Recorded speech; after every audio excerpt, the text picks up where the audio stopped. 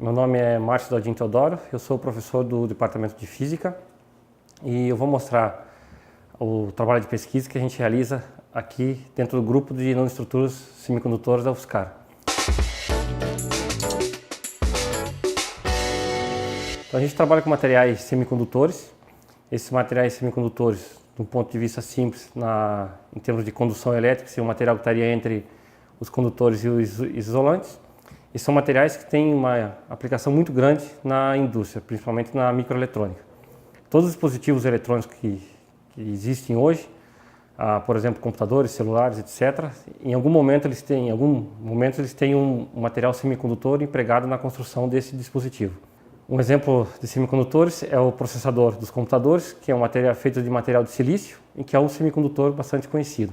Então, os semicondutores são materiais que os mais conhecidos são o silício e o germânio, mas tem-se as ligas compostas, por exemplo, a família 3 e 5 da tabela periódica, que é um exemplo típico, o arsênio de galho, e composto também pela família 2 e 6 da tabela periódica. Então, a mistura entre esses materiais permite uma grande aplicação na indústria eletrônica e também em termos de física básica. No ponto de vista de física básica, os semicondutores são materiais que permitem o estudo estudos de fenômenos quânticos, porque esses materiais que a gente cresce em laboratório são materiais artificiais, eles não são encontrados na natureza, em que a gente tem estruturas que é conhecido como confinamento quântico, em que tem partículas que são confinadas em uma, duas, três direções espaciais. Então, por exemplo, a gente tem os chamados pontos quânticos, fios quânticos, poços quânticos, que são materiais crescidos sempre em escala nanométrica. E o trabalho específico que a gente desenvolve aqui na UFSCar é através das propriedades ópticas desses materiais, porque esses materiais semicondutores, quando eles são expostos a algum tipo de excitação, por exemplo, a uma fonte de luz laser, ele pode, após certos processos físicos, recombinar e emitir luz. E através dessa emissão de luz, a gente consegue estudar todas as propriedades do material e possíveis aplicações. Dentre os diversos tipos de materiais que a gente trabalha, nós trabalhamos com uma estrutura conhecida como ponto quântico.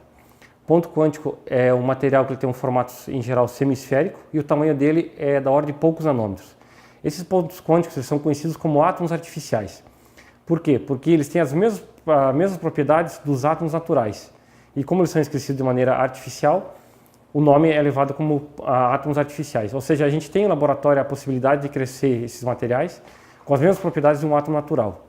E através dessa exploração desses materiais, existe uma série de aplicações práticas. Por exemplo, os lasers que são utilizados na transmissão de informação em fibras ópticas são lasers de pontos quânticos.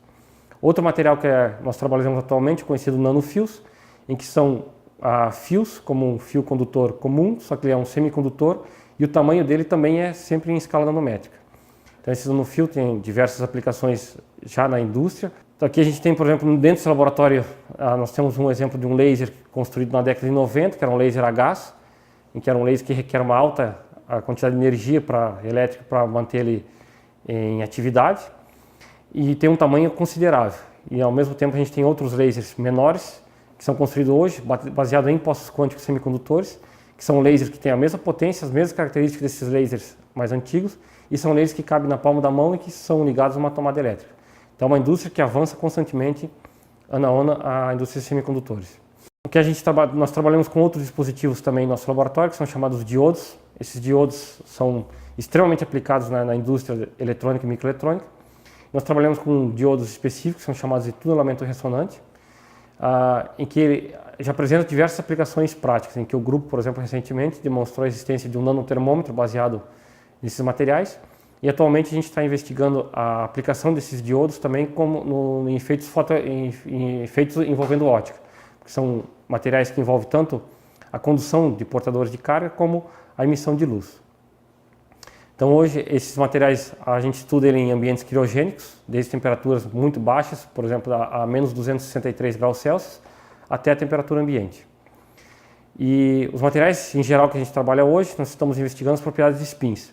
Porque todos os materiais atuais, eletrônicos, o princípio de funcionamento é através de corrente elétrica, mas a próxima geração de materiais eletrônicos pode ser aplicado não através de corrente de elétrons, mas sim corrente de spins, que é uma nova geração de dispositivos conhecidos como spintrônica.